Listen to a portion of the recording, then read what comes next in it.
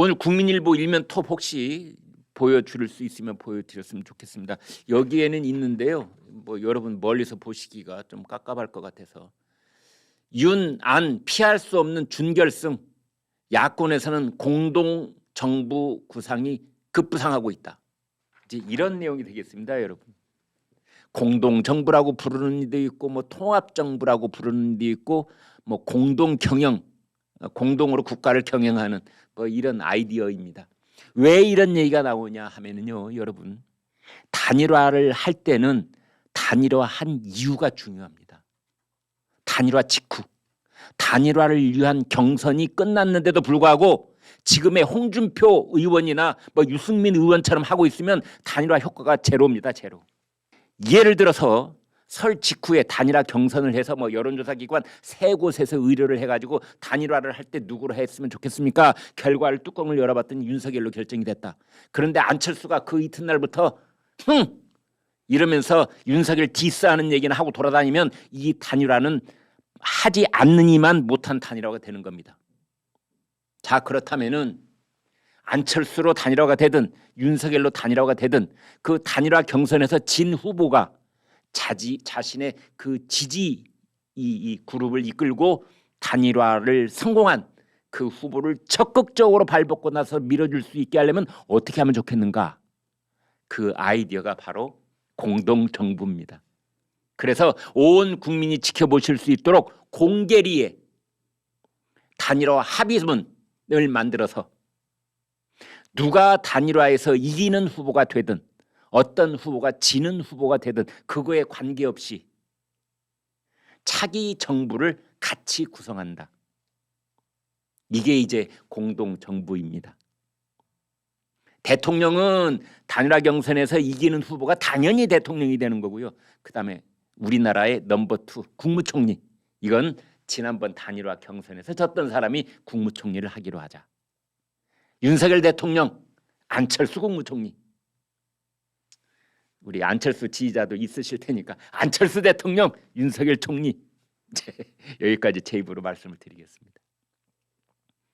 이제 그리고 장관들 중에서도 이제 어떤 자리를 대통령 쪽으로, 어떤 자리를 국무총리 쪽으로, 이런 얘기까지 전 국민이 지켜보시고 기억하실 수 있도록 공동 합의문을 만들어 놓자라는 구상이 바로 공동정부 구상입니다.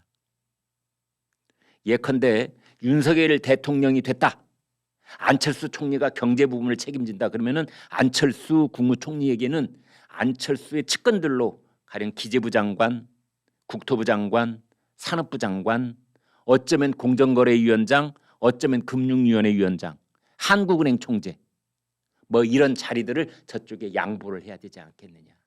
그래야 양쪽이 균형이 맞는, 외교부 장관, 법무부 장관, 국방부 장관 이런 것은 대통령이 속한 정당에서 가져가고 나머지 경제 부문을 단일화를 위해서 경선을 뛰었던 그 정당에게 주는, 이게 이제 공동정부 구상입니다. 그런데 문제는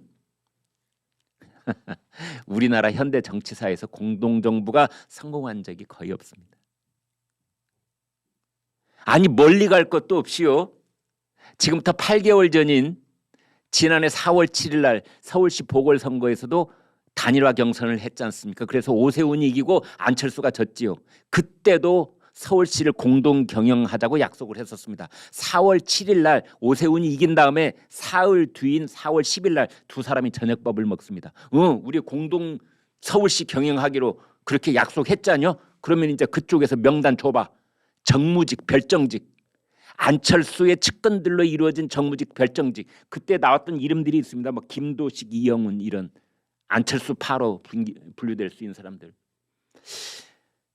제가 여러분께 여쭤보고 싶습니다. 여러분 기억에 지금 서울시가 공동 경영되고 있다고 생각하십니까? 한 60%는 오세훈이 하고 있고 그래도 40%는 안철수가 하고 있는 것 같아. 이런 생각이 드십니까? 아니면은 공동정부 구상, 공동 서울시 경영 구상 이런 것들이 그냥 단일화 했을 때 그냥 던져본 말이고 그 뒤로는 그냥 유야무야. 뭐 안철수 후보 자체가 대통령 후보로 나서가지고 여기에 정신이 팔려 있기 때문에 서울시 얘기는 그냥 유야무야 넘어간 거 아니냐 이렇게 보십니까? 이제 바로 그 점입니다, 여러분. 그러나 뭐 과거에 뚜렷한 성공 사례가 없었다 한들 남경필 경기지사가 시도를 해서 그게 어떤 모험 케이스로 거론된 적은 있지만 그것이 정확하게 자리를 5대5로 나눠갖는 그런 공동정부는 아니었기 때문에 그것이 선례가 될 수는 없다. 그리고 중앙정부에서 시도해서 성공한 적이 없기 때문에 이번에도 뭐 구두선에 그치는 것이 아니냐. 그러나 선례라는 건 깨지기 위해서 있는 겁니다. 그래서 모르죠. 또 정치판에 새로운 바람을 몰고 올 수 있는 윤석열, 안철수, 윤석열 두 사람의 이 단일화를 위한 전제 조건으로서의 공동정부, 이것이 온 국민을 감동의 도가니 속으로 몰아넣으면서 박수 소리가 귀를 찢을 듯한 그런 환호성 속에서 단일화를 이룰 수도 있겠습니다. 사실은 이 더불어민주당에서는 이 단일화, 공동정부 이걸 제일 두려워하고 있습니다. 박용진 의원이 뭐라고 한 줄 아십니까? 단일화 쓰나미가 몰려오고 있다. 누구한테로? 민주당에게로.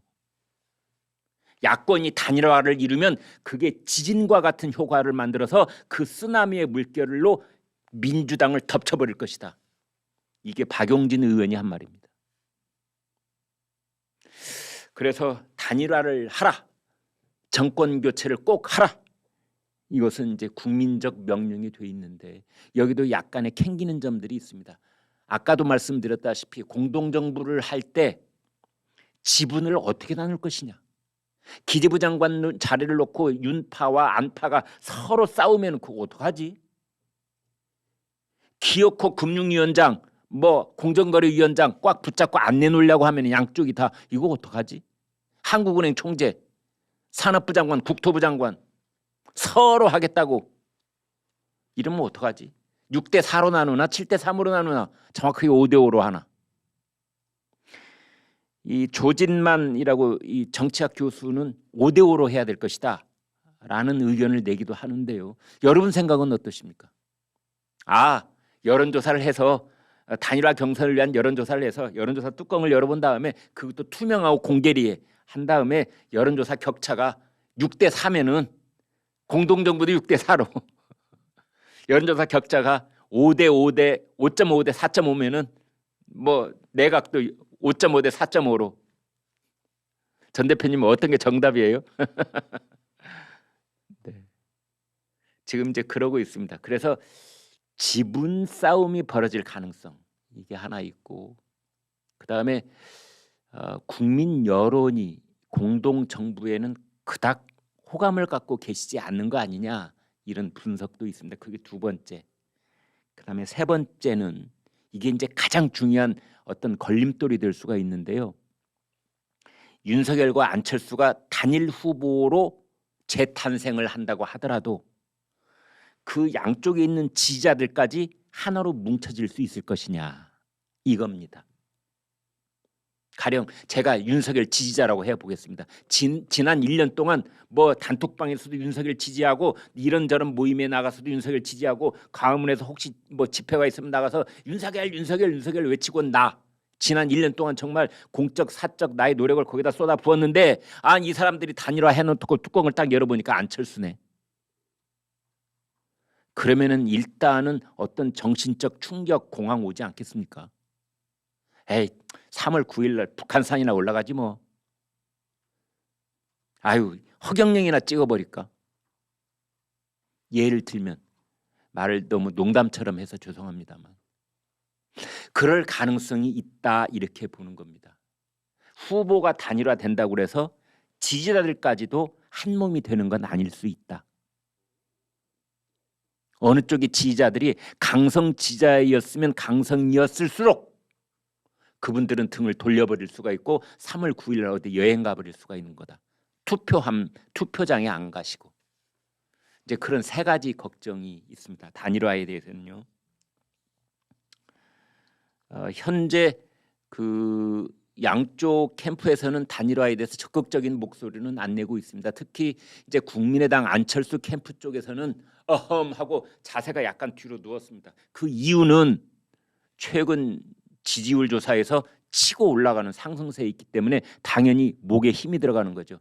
예를 들어서 이태규 국민의당 총괄선대본부장 이렇게 말했습니다. 안철수 후보는 야권 단일화나 공동정부 등 단일화와 관련된 어떠한 구상도 검토하고 있지 않다. 우리한테 물어보지 마. 기자들이 와서 물어볼 거 아니니까. 안철수 후보가 단일화 나설 것 같습니까? 우리한테 물어보지 마. 우리는 일도 생각이 없어. 안철수 후보가 그렇게 말했습니다. 나는 단일화 하려고 출마한 사람이 아니라 당선되려고 출마한 사람이다. 제가 안철수라도 그렇게 대답을 할 것 같기는 합니다. 그렇게 하는 게 현재 시기에서는 정답이지요. 윤석열 후보 쪽에서도 지금은 깍듯하게 예의를 갖추고 있습니다. 예를 들면 지금 단일화를 얘기하는 것은 정치 도의상 맞지 않는 것 같다. 지금은 각자 자신에게 주어진 길을 가면서 열심히 선거운동을 하는 게 맞다. 이제 이렇게 양쪽 후보는 공식적으로 카메라하고 마이크 앞에서는 그렇게 말을 하고 있는데 속마음까지 그럴까요? 아닙니다. 이미 참모들은 열심히 계산기를 두드리고 어떻게 하면은 단일화가 국민적 감동 속에 우리 후보가 이기는 단일화를 할 수 있을 것인가, 아마 그 시나리오 전략 다 짜고 있을 겁니다.